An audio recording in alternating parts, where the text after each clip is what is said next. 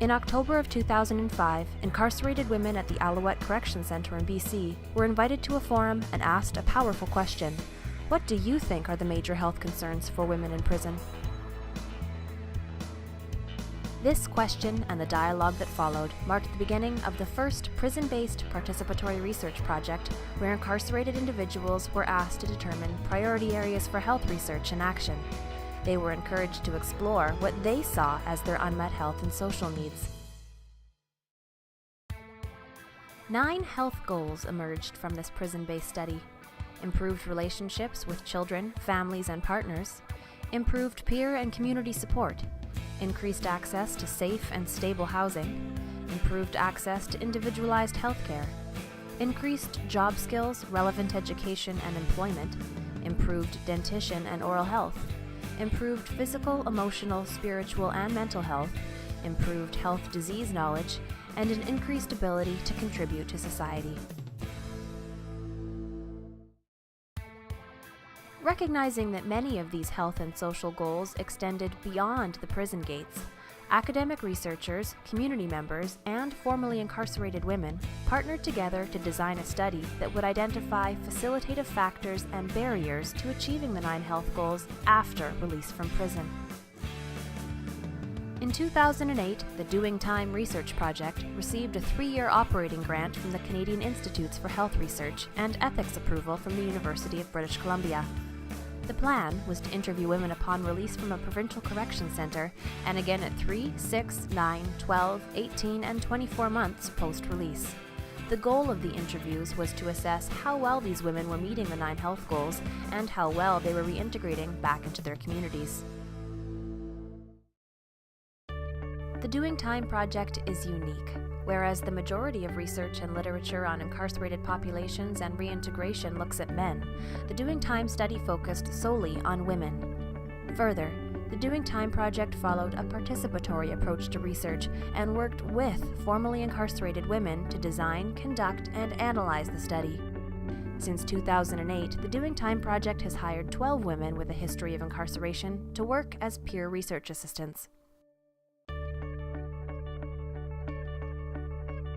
This research partnership and methodology brought invaluable insight and credibility to the project by ensuring that the issues being studied were indeed relevant and important to women leaving prison. Further, this approach promoted co-learning and capacity building among all partners. The university research team benefited from the peer research assistants' lived experience and local knowledge of the issues, and the project provided employment and skill-building opportunities for women transitioning from prison. And for this situation in particular, I really have no fear of being in, like, for lack of a better term, crack park. And I don't look like a cop or anything, so I think I could blend in quite well to that atmosphere in a way still, like if I choose to throw that hat on.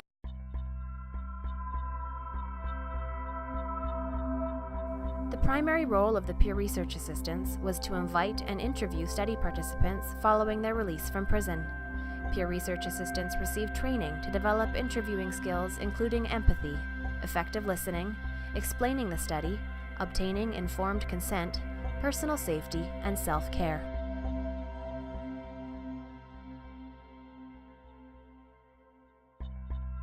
Finding and following up with participants for interviews was challenging given the population under study.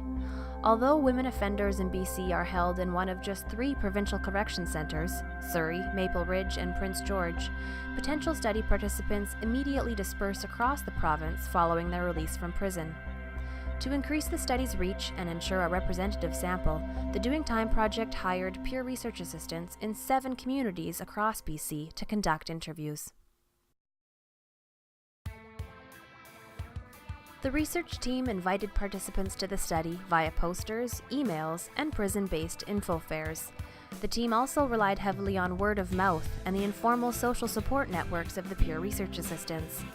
This included writing and mailing letters of encouragement to incarcerated women and using a closed network Facebook group. One peer research assistant waited in a bus loop outside of the Alouette Correction Centre for 2 hours, 5 days a week for 2 years and invited women as they were released from the prison and dropped off at the bus loop. Hi. Hi. My name's Mo, and I work for UBC on a project called Doing Time. I was wondering if you'd be interested in doing an interview on the 9 health goals women came up with inside prison. I'll give you a $20 gift card, about 20 minutes of your time.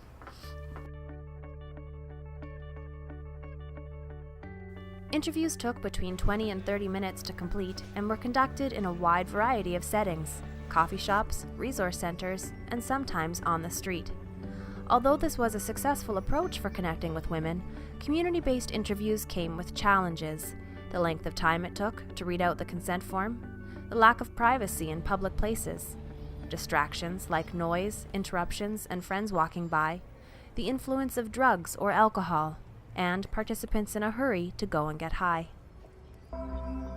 Participants received an honorarium of a $20 gift card for each interview they completed. They also received informal mentoring and peer support from the research assistants. Do you know where you're going? No. Where are you headed? Vancouver. You can take the 7091 bus and it comes over there. It was very important to the research team that participants felt respected and understood throughout the interview process. To build trust and create common ground, many peer research assistants used an element of self-disclosure and explained that they too had been in similar situations. Addiction and crime affects all of us, right? Yeah. Exactly. And just because I'm doing this doesn't make me any different than you know?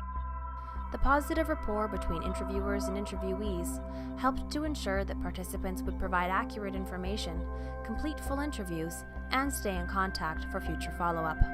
Okay. I put an envelope on. Yeah. So this was your 18 months. I'm going to do one more at 24 months. So that's what, in 6 months, right? Okay.